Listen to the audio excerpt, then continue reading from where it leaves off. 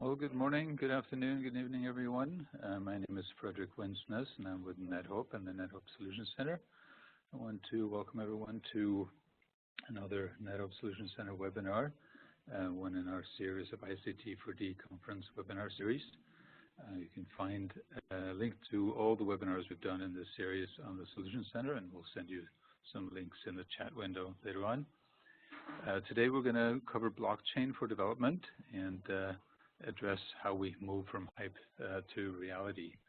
We have a host of partners with us. Obviously, Catholic Relief Services that are producing this series is joined by a series of guests, and we'll get people introduced as we go along. Before we get underway, we're just covering some housekeeping slides. For those of you that have been part of these webinars in the past, you may notice things are a little bit different today. You should have come in and not need to activate your audio, and everybody should be able to hear us loud and clear. If there are some issues, feel free to make comments in the chat window. We do want to make this interactive, and we want to make sure we get to answer all your questions. So please line them up in the chat window in WebEx, and we will hold some time towards the end of the hour today to those questions. And just to let everybody know, we are recording this session today, and the recording along with the slides that are being presented will be posted to the NetHope Solutions Center after the session. You should feel free to share that with your colleagues or review at your leisure. And after the session today, you will see a webinar satisfaction poll pop up in your web browser. So we would certainly appreciate you taking a couple of minutes to answer those questions so we can improve upon these webinars as we go forward. So without any further ado, I want to introduce our moderator today. Nandini Harishvara is going to join us today from United Nations Capital Development Fund, and she will be introducing the other speakers as we go along. So Nandini? Thanks, Frederick. As Frederick said, my name is Nandini Harishvara. I'm the Regional Technical Specialist for the UN Capital Development Fund, managing our programs in Zambia and Malawi. I'm really pleased to be here today with the great group of speakers that we have lined up to talk a little bit about blockchain technology and what it can do in development. Our speakers are a bit more focused on the financial services side of things. So while they'll be able to speak, especially Helen, on some of the aspects of blockchain that can help international development at large, we'll be taking the lens of financial services as that is a little bit more the area of expertise of these speakers. We'll be taking questions that I think we'll ask you to put in the chat box. I'll be monitoring it, as will Frederick and Sonia. And so when we come to the question and answer session, we'll try to put those questions together in coherent forms and pose them to the relevant speakers. So the speakers we have today, I'm pleased to introduce Jordan Weinstock, Senior Vice President of Strategic Impact Advisors, Ahmed Dermish, Ecosystem Specialist for our UN CDF program, and Helen James, the head of the digital and member communications for the START network. So just to, I know you all know what we're speaking about today, but just as a recap, some of the topics that we'll be covering is how to identify when blockchain technology is beneficial and meets the actual needs of specific countries and aid recipients. What are the unique hurdles to blockchain implementation for NGOs and UN agencies with their different incentives or objectives for other sectors? What's the truth behind concerns around data security and potential financial losses, and how can those be addressed? How can the development sector improve awareness and trust in blockchain solutions? And how can the development and the humanitarian aid community better collaborate around blockchain research, innovation, and implementation? Before I introduce Jordan and ask him to give the first set of presentations, and we'll just have short presentations from each of the team members, less than 10 minutes, and then we're hoping to leave lots of time for question and answer. I would say my perspective is, after doing some work in the space and reading a lot in this space, is that this is another tool. Obviously, it's an alternative to sort of our traditional databases that we're using for almost everything that we do nowadays. And then these tools have specific needs and requirements that still require actually quite a bit of intervention in and of themselves. It's still early days. There's still a lot of questions that we're trying to answer around this. There are opportunities and advantages of this new tool for cost savings and more transparent services for especially those that we work with in the international development community that may not have access to those services in easy ways, especially because of the costs behind providing those services. And I think my hope is that increasingly we realize how we can leverage this technology to make those services less expensive. Because I think our finding has been in the ICT world that when we're able to leverage these technologies to make things less expensive and more user-friendly to those that we work with, that's when we're really successful. And because at the end of the day, we're just trying to improve the lives of those that are underserved. So with that, I'm pleased to introduce Jordan Weinstock, who will give us a quick introduction and help us understand some of the work he's done. Thanks, Nandini. Good morning, good afternoon, everyone. So my role is to kind of set the stage with some blockchain basics and to talk about some of the applications that blockchain is being used in the development space, and then leave to my colleagues to discuss how successful and how difficult it's been to implement. Next slide, please. So blockchain is really a shared ledger that can record the history of transactions. And the key to it is that the transaction cannot be altered without detection. And so there are billions of transactions that are taking place every day of all types. And in those types of transactions, traditionally, each party has either had its own ledger or there was a centralized ledger, and so there was multiple versions of the truth, potentially. And so what blockchain can do better is that it can record transactions immediately, and that the verification of the transaction is done through a consensus and through a distributed network rather than through a clearinghouse. So conceptually, blockchain is relatively simple, but executing blockchain technology and executing it for development can be a bit complex.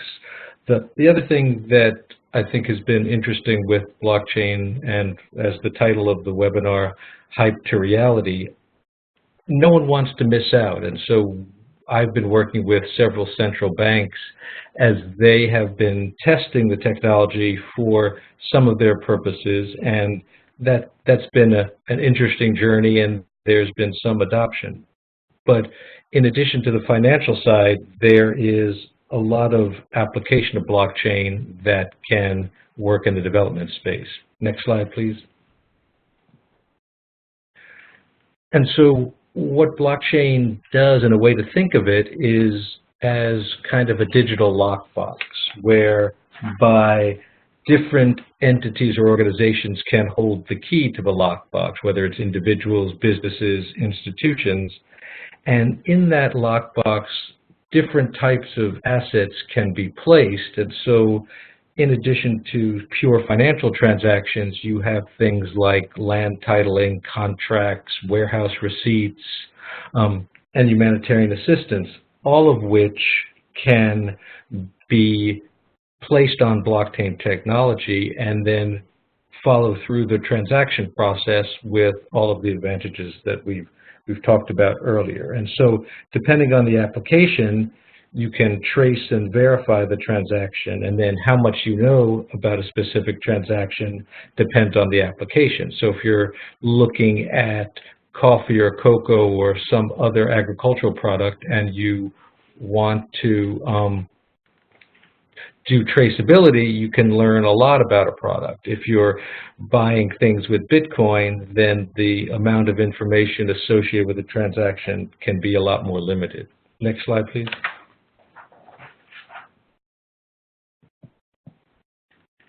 In the kind of spectrum of blockchain models, there are private blockchain applications to public, ranging to public blockchain applications. And so in a fully private blockchain, there's a single organization that's going to control the permissions and validate the transactions.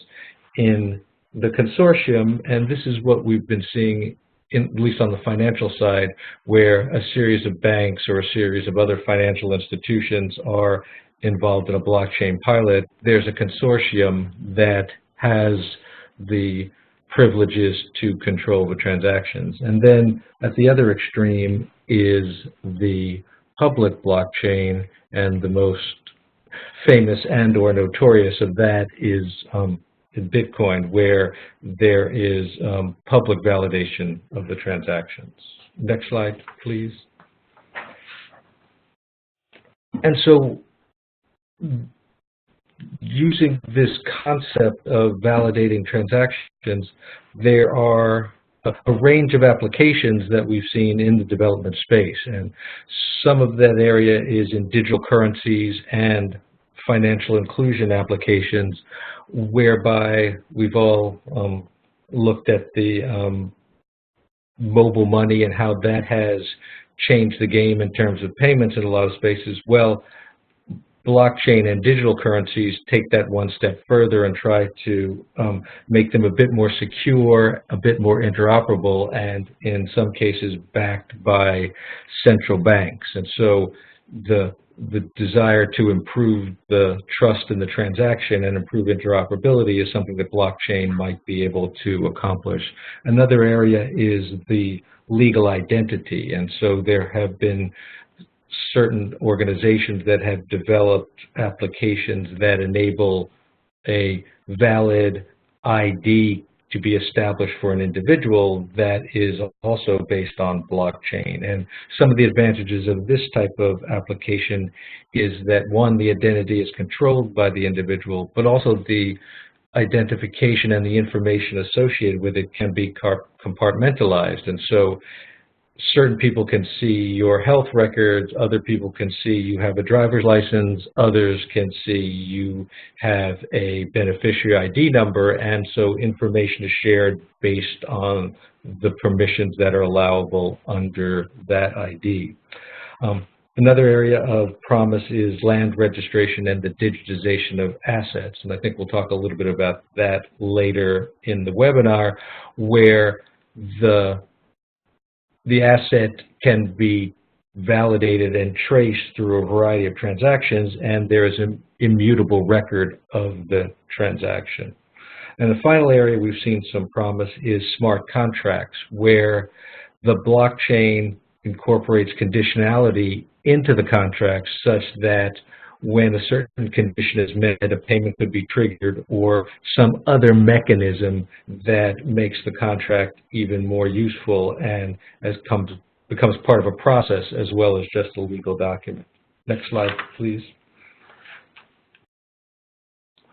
As Nandini mentioned, it is still early days, and so most of the applications that we've seen in development are more at the proof of concept stage, the piloting stage, and there's a lot of work to be done still before this really reaches scale and more broad adoption. So the pieces to the puzzle include, just an awareness of and understanding of what blockchain is and isn't, and so things like this webinar and lots of other resources at USAID, World Bank, and other places help with that. Policy and regulation is another key component that needs to be looked at. as well as operational barriers, how this all gets funded, are there enough blockchain practitioners out there to really develop and manage the applications, is there an ecosystem, and is there documented value in adopting this technology? And so the pieces of the puzzle look like many of the other things that we've seen with ICT and with DFS, that it takes more of a good idea and more of a good set of technologies before something becomes an important development tool. The other thing to remember, and I think Nandini set us up well with this, that while blockchain can solve certain issues, a lot of the core issues that we deal with in development still will not be addressed by blockchain. And so you still need connectivity. You still need access to devices. The sophistication of the beneficiaries or the user of the system is sometimes not what it needs to be, and so there are training mechanisms.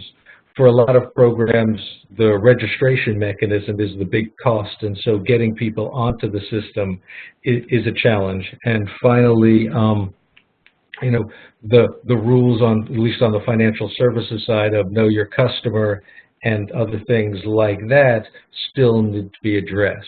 So to summarize, I think there's a lot of potential with the technology. Certainly there's a lot of money going into it. There are a lot of big organizations that have developed platforms, and a lot of serious organizations are piloting blockchain in the developmental context.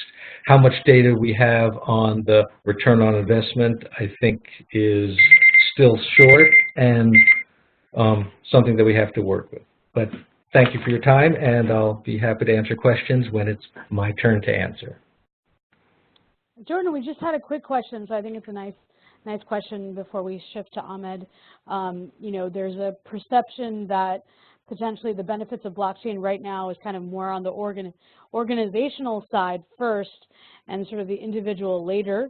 You know, is this a sort of accurate perception, or do you think even if in its early days now and what we're seeing and what you're seeing, that are the individuals that where this is being piloted to are seeing great benefit in this?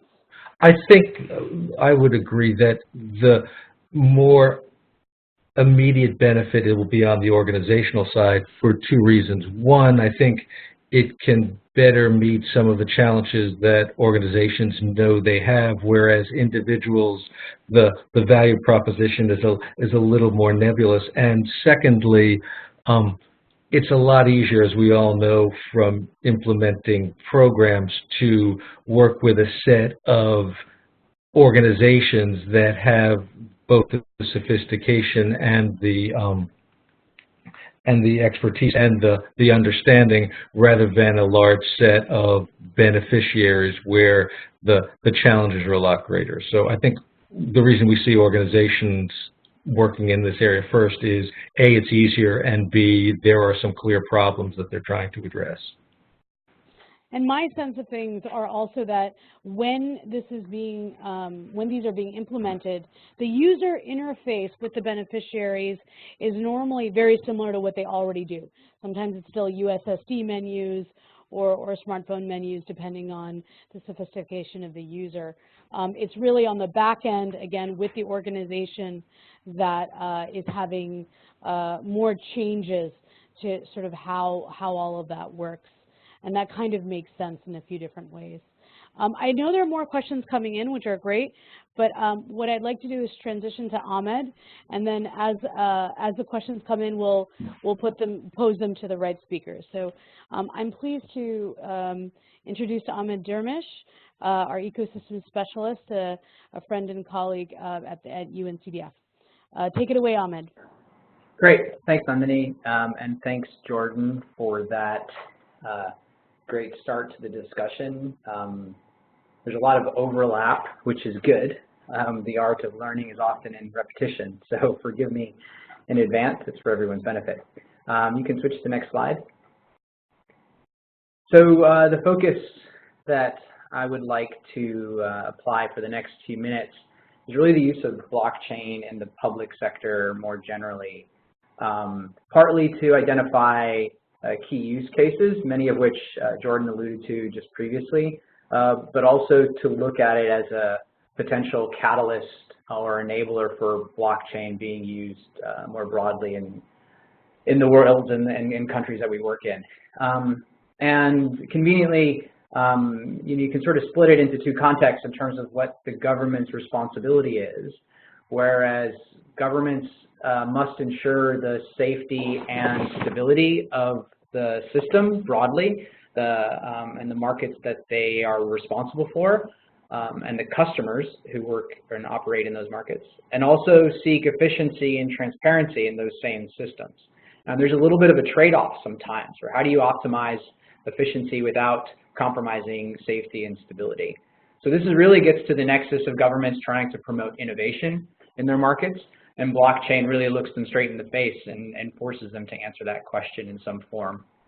So for the purpose of this discussion, I'll break it up into two areas. One is the use cases that are being used by government, and then how they might oversee and regulate blockchain broadly.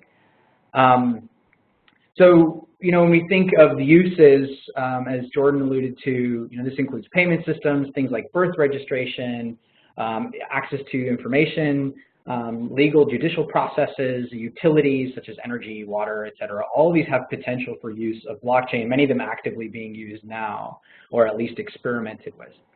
And if we think of the traditional context of government running these types of services, the cost of investment is often overshadowed by the cost of management and maintenance. So if you think about setting up a national payment system, or a judiciary with lawyers that have to adhere to processes, birth registration, voting rights, or voting processes, etc. Those are very costly to set up, but even more costly often in human capital to maintain.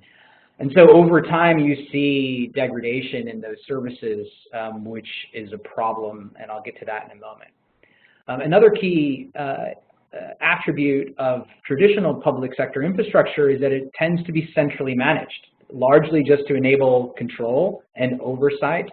But sort of ironically, even though they're centrally managed, there's still some reliance on third-party intermediaries to extend services to the users. So in the payments context, you might think of this as a clearinghouse, or an intermediary bank, for example, or a notary in a legal system, who are not necessarily government employees per se, but they're part of the broader system. The rules, the regulations, the management of the system is centralized, yet there's this ecosystem of third parties that kind of intermediate use of the system. If you look at the map on the slide on the left, you can see the variety of use cases that we're beginning to see. And as Jordan alluded to, a lot of these are still experimental. So it's, this slide doesn't indicate success or lack of success. So everything from land registration in Georgia, digital currencies and payments, voting, identity management, healthcare, taxation, entitlement management, etc. So, there's sort of a prevailing theory in the sort of blockchain community that one of the key attributes is that it gets rid of these intermediaries, because intermediaries tend to be a weak link in the chain of services, particularly from the perspective of quality and control and consistency. As your network of services gets bigger, it's harder to manage that. And so the degradation of the quality, for example, of record keeping or contract management reduces trust in the system, especially when customers start to lose value, and value defined broadly, right? Like finance, financial assets, time, convenience, etc. Those all have value. So if you had to walk away with three key attributes of the blockchain in terms of what it can give to the public sector, it's these three. First, that it's decentralized. So Nick Szabo, kind of one of the architects of cryptocurrencies, says that third parties are a security hole, right? So in the sense, by decentralizing, the blockchain sort of reduces the risk of a single point of failure, right? And And since all the parties are using the same ledger and share the same conditions and standards, it's easy to recognize when the rules for protocol have been deviated from. The second attribute is that it's immutable, which Jordan spoke to before. The records can't be tampered with. It creates a very clear auditable paper trail. And this is due to the cryptography protocols that can confirm the validity of pending transactions, and they're permanently timestamped. So you know when, like, track changes in a Word document, but you will keep every single version of that document ever made. And so that gives some confidence that you can track that paper trail. And then lastly, they're nearly real time because they are connected to the internet. And the transaction settlement time allows for stakeholders working together over a single ledger to sort of minimize the total time required to complete the transaction and the exchange of value, whatever that might be. And so this saves real value, this saves real resources over the course of multiple transactions, particularly when these are spread across a broad network of users. And so just a quick word on the sort of bonus benefit on smart contracts, as Jordan alluded to. I won't elaborate on this much other than, as he said, it's basically building conditions into a contract so that it's automated and enforcement is easily executed. A great example of this in action would be if you were to buy a large asset like a house, and these type of purchases are often associated with significant costs. You have lawyers involved, you have to clear the title, handling paperwork, and so on. With a smart contract, you'd basically just build code that can test for conditions to be met.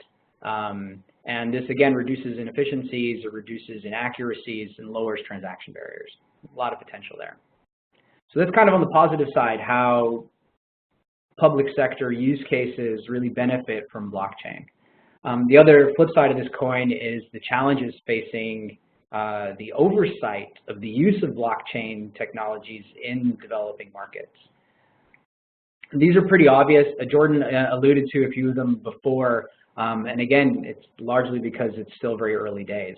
But firstly, there's no real clear process for oversight of distributed networks. Currently, supervisors and government agencies in particular who have responsibility for overseeing market infrastructure, they're already very stretched. And that's under the current system, which already focuses on centralized regulated entities. And they relies heavily on human competence. Think of a CEO or the chair of a board who carry the responsibility for execution of the regulated mandate. With blockchain, you'd be distributing that over a network. And there aren't clear precedent for how that would work in terms of oversight. And as Jordan rightfully alluded to earlier, there's the potential for technological distraction from more substantive market efficiencies. For example, social or political issues in nature. And so I think part of the challenge here is the expectations of regulators have to be calibrated to understand the problems that blockchain can actually solve. Sort of in relation to number one, there's an absence of appropriate auditing and supervision systems. And there's a clear international standard for auditing accounts that we expect, for example, regulated financial entities to adhere to. Clear standards for consumer protection, data privacy, all of these things still need to be established as they relate to blockchain. So supervisors and those responsible for oversight of the market ensure that consistency and quality and service delivery is ensured. Similarly, from the market side, there's few standards for compliance reporting. So the cost of compliance is already high for many regulated entities, regardless of the industry, financial services, health, etc. And so with blockchain, it's unknown what reporting data you would need to report to the government and what the cost of creating those reports and that relationship, that regulatory relationship would actually cost. And there's no precedent for enforcement of misuse or mismanagement of blockchain. Well, we haven't seen any failure of blockchain in a regulated context. We've seen plenty of failures. I mean, cryptocurrencies and the volatility of Bitcoin, the hacking of Ethereum in the crypto context are great examples of that, but those are not regulated institutions. So what's the right answer? Is it a fine? Do you suspend the license? Do you provide additional oversight? These are traditional systems that are used in sort of traditional infrastructure, but we're not sure how those apply in the context of blockchain. And lastly, consumer protection measures that align with actual user and consumer capacity. And Nandini alluded to this earlier in terms of really making sure that the sophistication of the user matches the protections that are there to make sure that they get the value out of the product that they need. Now, let me be clear, not all blockchain technologies require oversight, but many of the systemically important ones probably should. And so I think this is where you know, the jury is still out to determine what that appropriateness needs to look like. So considerations for development organizations. One open question is, you know, when can blockchain actually achieve public policy and development objectives where they align? And if we think about providing better access to healthcare or land registration as associated with gender equality and women's rights in places like Rwanda or Georgia, et cetera. And then how can the development community actually invest in blockchain solutions that actually contribute to public policy outcomes? And then where can governments actually be supported in their use of blockchain or their supervision and oversight of the technology? Where do they need capacity? Where they need better understanding and perhaps development of the systems? And then lastly, potentially, if you think of like an MFI potentially using a cryptocurrency to issue value, when will your use of blockchain technology require regulation and oversight? And so that's a key consideration as we get into this space. And so two areas to watch in particular in terms of use cases is digital identity, use by the government of blockchain. A lot of questions out there in terms of its capacity to be secure despite its great potential. And cryptocurrency, which is, you know, go to the front page of any newspaper and you can get all you want on that. So I'll stop there. Nandini? Yeah, thank you, Ahmed. We know we're a bit over time, so I'll pose one question for us to think about, and we can talk about it when we get to Q&A. Ahmed has spoken a lot, and Jordan spoke a little bit about the potential for blockchain to remove intermediaries from a particular system that potentially might be a bottleneck for improved usage, might be a bottleneck for costs, and things like that. I think one of the key questions in sort of these early debates around the implementation of blockchain is, and Ahmed mentioned this, there are some places where you don't need to have an intermediary, absolutely. But I think there are lots of places where essentially the intermediary is being replaced by another intermediary that potentially is just less costly, that's implementing this distributed ledger tool. So, you know, for me, that's one of my big questions. How much is that really true in a successful implementation in something that is trying to leverage this tool for a large group of people? I still think there is some administration that will be required. There will still be people that have to do this work, and that still is an intermediary. But that's just food for thought for now. A lot of great questions coming in.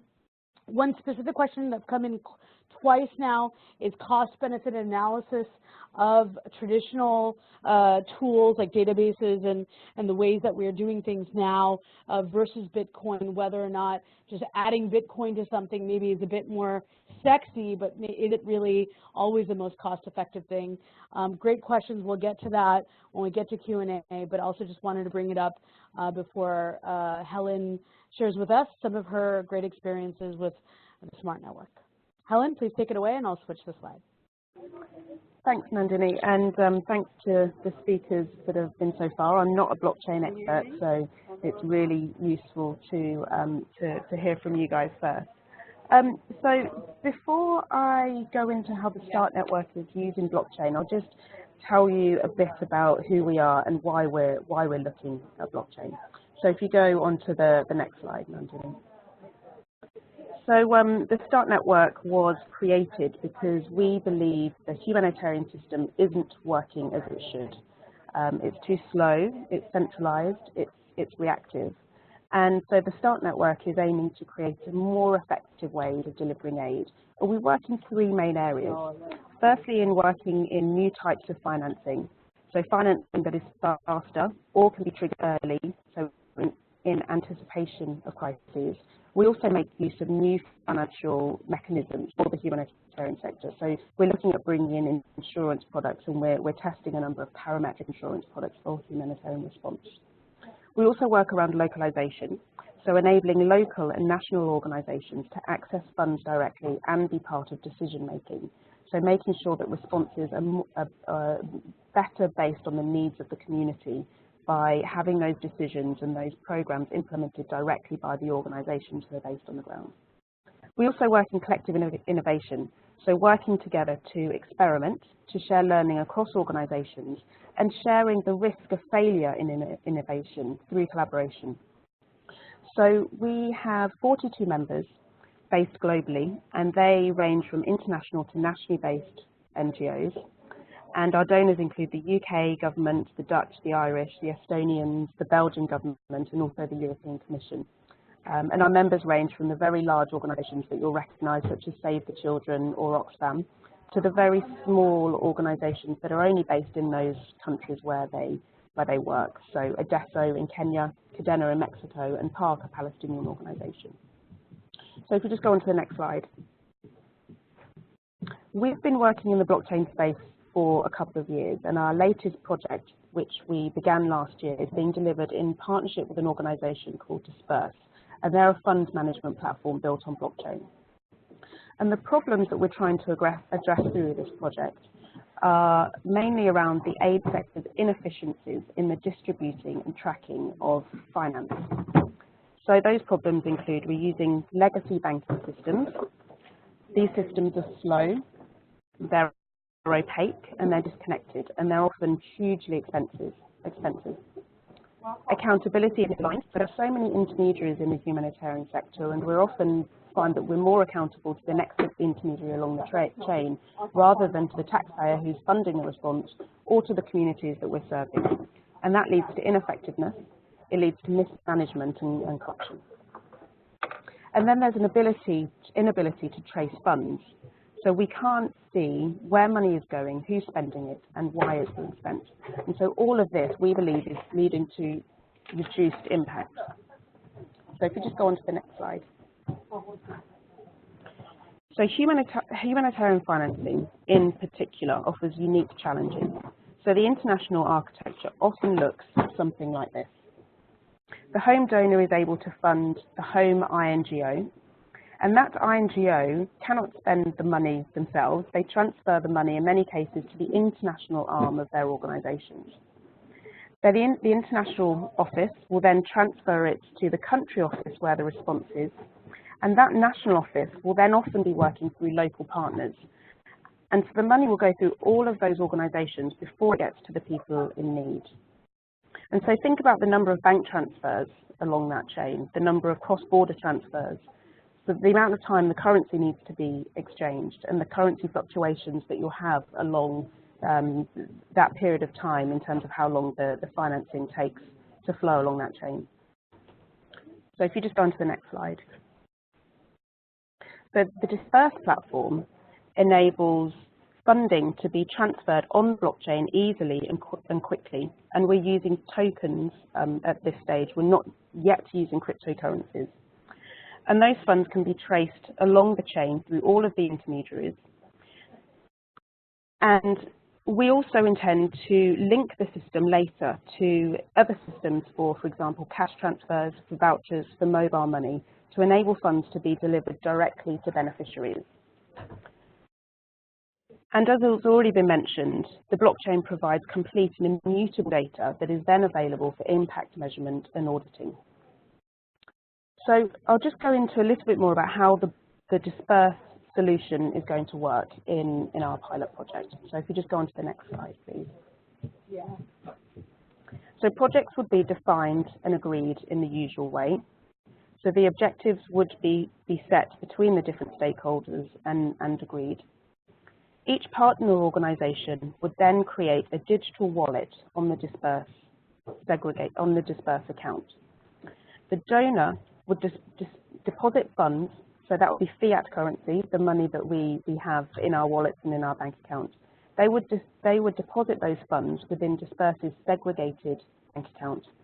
Disperse would then exchange the fiat currency into digital currency, and they would be tokenized and put onto the blockchain. They would then be deposited back into the donor's wallet, and they could then distribute them out to the organizations along the chain. So the donor would then transfer the money or the tokens in the wallet to the organizations managing the projects that have been agreed. Funds could then be transferred along the chain and then redeemed at the end in the local currency. So we're initially piloting this by using a financial exchange and FX provider. And the Dispersed Platform has already been tested successfully with a development organization called Positive Women. And that organization works with girls who have been orphaned by AIDS and HIV in Swaziland. And as well as providing a transparent way of tracking finances, they were also able to save a percentage of the fund because of the reduced banking fees. And that money could then go on to be spent on the project in Swaziland. So this is what we're now testing in humanitarian finances. So if you just go on to the next slide, I'll show you a little bit more about our testing phases. So we're about to begin a test with a Dutch NGO called Dorcas using financing coming from the Dutch government. So that will be transferred a small amount of money just to get an agency using it and testing it. So that money will come from the Dutch government to Dorcas in the country and then onto a local NGO. So what we want to do is really look at the benefits of what blockchain can bring. So the speed, the money saved, and also the added benefits of the transparency. What we want to do then is publish our learning to encourage other organisations to get involved with us for later pilots. So at the moment, we're hoping that Save the Children will be one of those other organisations testing it later in around May or June this year. And what we want to do is do different types of tests. So in different locations, in different contexts, with different types of organisation, in a live crisis situation, and also involving cash transfers directly to individuals.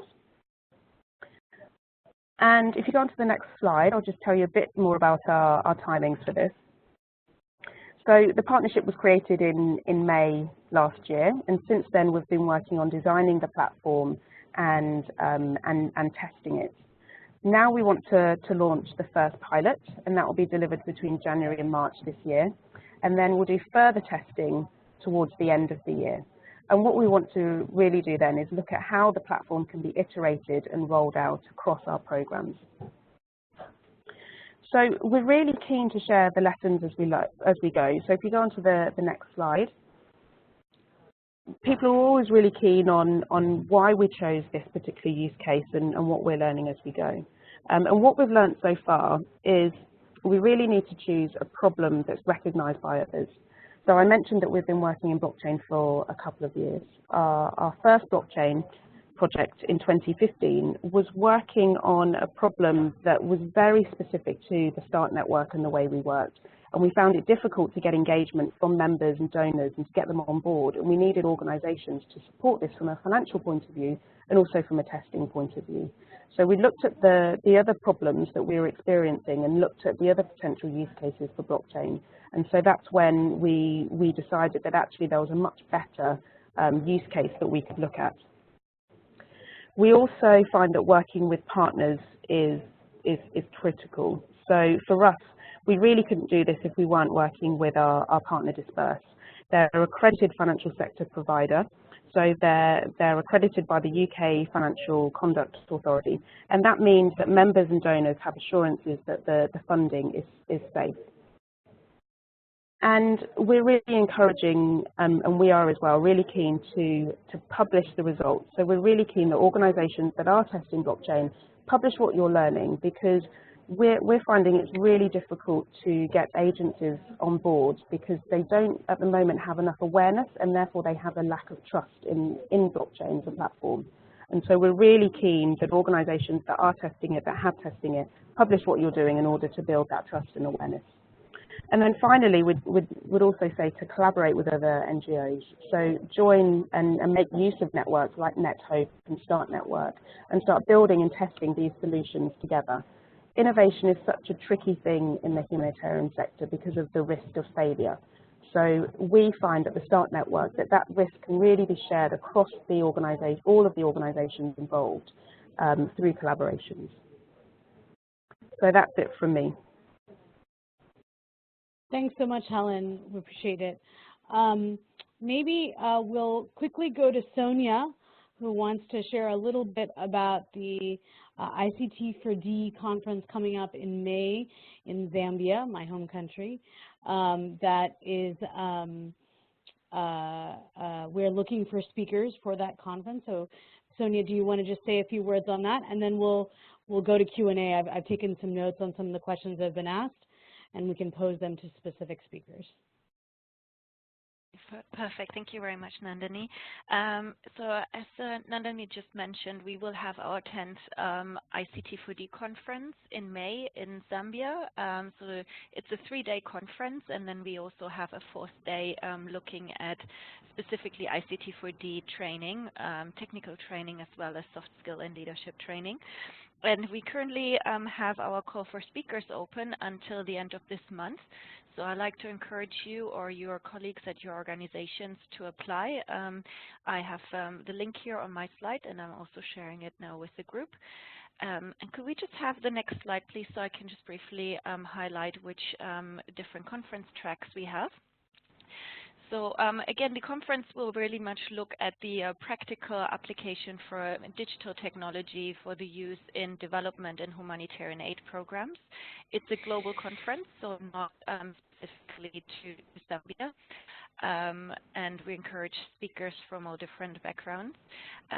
We have different conference tracks, but also are open to interesting contributions from other areas. So the tracks are around agriculture, environment, health, nutrition, education, livelihood, and then the digital financial inclusion track, which I hope is particularly of interest to this group. And this track is co-led by UNCDF and NetHope. We also have the humanitarian response track and a cross-sector track on collaboration and openness in ICT hosted by Dial. So please have a look at our website. If you have any questions, you can also approach me personally.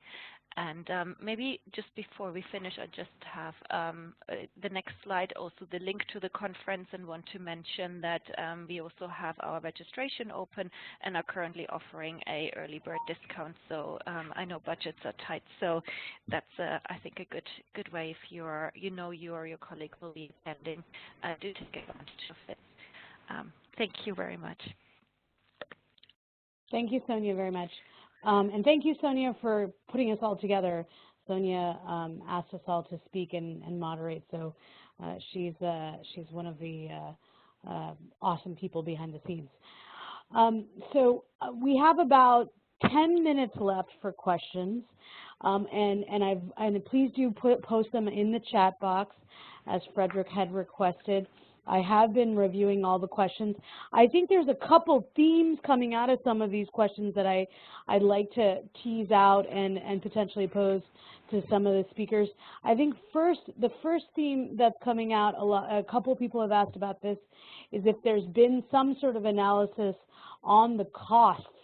So, when you do something in a more traditional method, maybe using traditional databases, traditional data architecture, versus the distributed ledger architecture.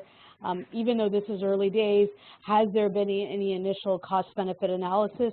I know when in the early days of digital financial services, and even now, many times the first thing we do with an organization that is thinking about switching from cash to digital is we do a cost-benefit analysis. Okay, how much does it cost you to do this manually, and how much does it cost for you to do it digitally?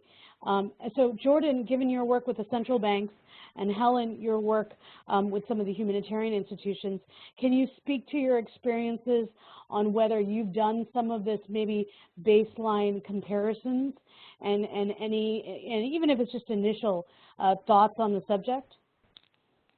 Jordan, do you want to go first? Sure. So in Ukraine, we've been working with the central bank there to look at a set of pilots, and unfortunately, the focus has really been on what should we do and what things are we testing and does it work, and really the benefits side of the application rather than the cost side. So we have bids from various providers and we have the costs of it, but there has been no real effort other than us saying at some point you need to do this sort of analysis to compare the costs of what the new technology will run both in implementation and then ongoing versus what you're already paying now. So I would say that at least with the central bank that I've been working with, it's a secondary issue at the moment behind does it work and does it achieve some of the other goals in terms of transparency and traceability that they think are more important. So at least in that context, cost was not the major issue. Probably in a humanitarian environment, it's probably a different story. So that's a great transition. Helen, what would you say? Yeah, go ahead. At the moment, we're working to collect baseline data, and that's exactly the type of information that we want to publish after the initial pilot with Dorcas is under our belt later on this month. So we are collecting data around costs as well as time, and we will be doing comparisons of those. I can say that Dispersed's initial pilot that they did with the organization in Swaziland was able to save 2.5% on their banking transfer fees. That was a fairly small disbursement. I think it was around £20,000. But so obviously it was a relatively small saving on that. But those savings were then able to fund an additional 3 girls to go to school for a year. So if you think about larger projects of millions of pounds, think about the savings that you can have on that and the extra impact you can achieve by making sure that those savings can go into programming, then the potential is huge. But we will be publishing more data around the cost benefit as we go through piloting further. But I do urge you to have a look on Dispersed's website to read more about their initial project. Great. So the second question that's come up a few times is on the role of the intermediary, which I kind of brought up earlier. One person sort of said, hey, if we're trying to cut through the middleman, shouldn't we actually be, and sometimes in some cases that's a government, are we, still not addressing some of the core challenges that a country might face, for government effectiveness and capabilities? One of the second points was on some intermediaries actually add value beyond just, being an intermediary, a financial intermediary. Perhaps they might be able to be a good coordinator, they might do quality assurance, they might actually know the beneficiaries and have a closer relationship with them. And so if we kind of eliminate that intermediary, are we going to lose key areas of value as well? And then there was the point that I made earlier around, well, you still sometimes have intermediaries, they're just different intermediaries that maybe are more focused on the new technology, the distributed ledger. Ahmed, maybe I can ask you to start, because I think you made a point of this in your presentation where sometimes you need one, sometimes you don't. I wonder if you have a perspective on this. Sure, yeah. Well, I mean, you kind of already answered it, to be honest. It's not about getting rid of intermediaries altogether, although I'm sure there's some technologists out there that envision that utopia. Utopia in inverted commas, according to their sort of vision of the future, perhaps. But I think the reality is, if we look at the structures that exist today, a lot of the intermediaries that we have in the financial services context, for example, a clearinghouse or as intermediary banks that take a part of the transaction value, I think what blockchain gives us the opportunity to do is to reinvent what an intermediary looks like. And from the lens of the customer, as you alluded to, how do we introduce a series of relationships that ensures maximum value from the beginning to the end is delivered to the customer? Helen's presentation of how it works with the START network dispersed system is a great example of kind of reinventing even just the tokenization of pre-existing sort of amount or value of fiat currency, and just sort of making it more efficient to get that information through the system so it gets dispersed as a whole at the end. You know, the intermediaries are largely still there. It's just blockchain allows us to rethink their function in the ecosystem and get rid of the ones that aren't adding value. Great, thank you, Ahmed. Jordan and Helen, do you have anything else you wanted to add on the intermediary piece of things from your perspective?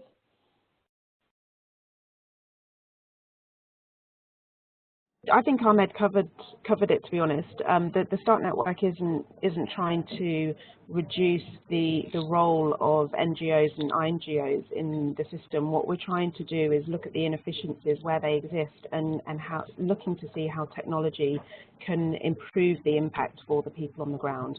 So if that means a sort of refocus of the role of some of those intermediaries, then that's the type of thing that we're really encouraging our members to think about. I think there is obviously a risk that some intermediaries will essentially die, but I think there are many other changes that are affecting the sector that are leading and catalyzing a much greater change across those agencies and how they're working. So I think our message to our members is get on board early and to make sure that you carve out your space in terms of the new world and what it's going to look like in future. Great. Frederick's telling me we might have time for one more question, or I know people have asked questions about identity, and Jordan covered this briefly in his slide, saying, you know, blockchain technology has the ability to potentially transform identity, and I think this is an issue that we face in every aspect of international development, on the reliance of legal, immutable identity documents. We need it for digital financial services. We need it when we're dispersing humanitarian funds and others. Maybe just that can be the lightning round question. What do you think the future is of blockchain and identity, in the next 2 years? Is there a there? Is there something there that can actually happen, or is it really just hype? Maybe we'll just start with Helen. I don't have the answer to that question, but I do know that there are lots of pieces of work going around the whole idea around decentralized identity and looking at how the individual becomes the owner of their identity and can enable different organizations or stakeholders to have access to that identity through the blockchain.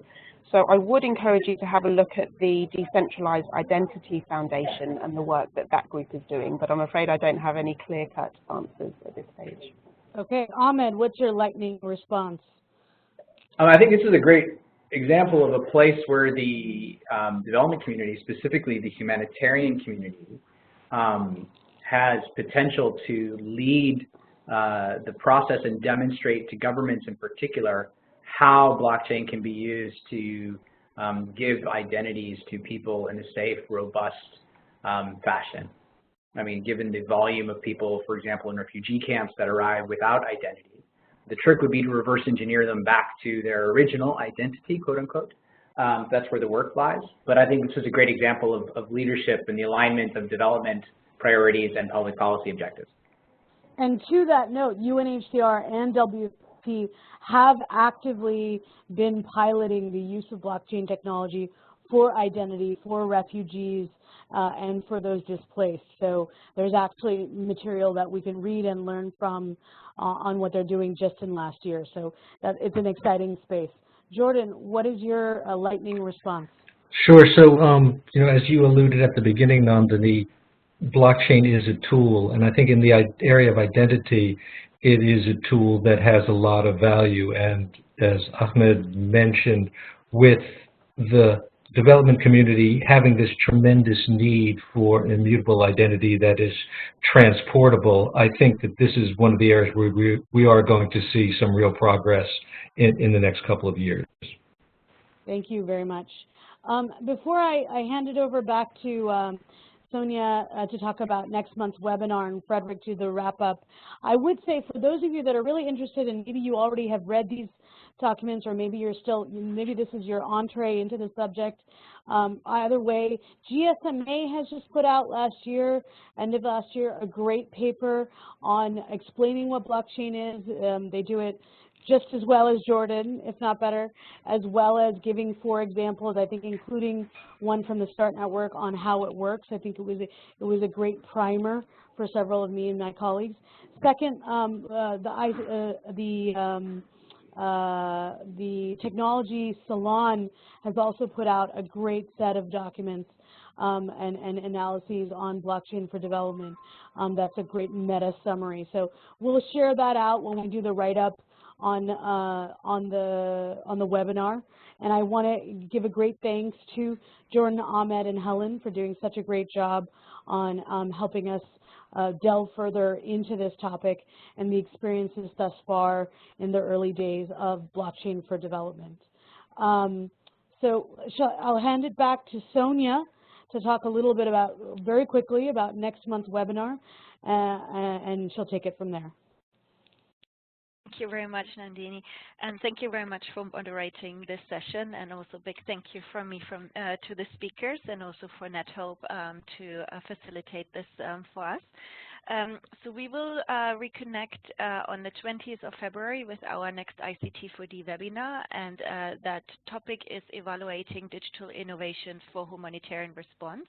It will be at the same time, and you will hear, amongst other speakers, from the Norwegian Refugee Council and the International Rescue Committee. So I thank you very much for logging in today, and hope to hear you again in February. So that's all from us, and I think Frederick has a couple of more comments about the next steps. So thank you very much. Not a whole lot from me here. We're over time, and Nandini and Sonia, thank you very much for putting this on. Jordan, Ahmed, and Helen, fantastic information. And all of the attendees, excellent questions coming through, and we didn't get to a fraction of them. And we will work on getting a Q&A document posted to the Solutions Center and to the webinar posting. So with that, thanks again, and have a great rest of your day, wherever you might be. We look forward to hearing from you, and if you wouldn't mind answering the few questions on the webinar satisfaction poll that will pop up, that would be greatly appreciated. Take care, everyone. Bye-bye.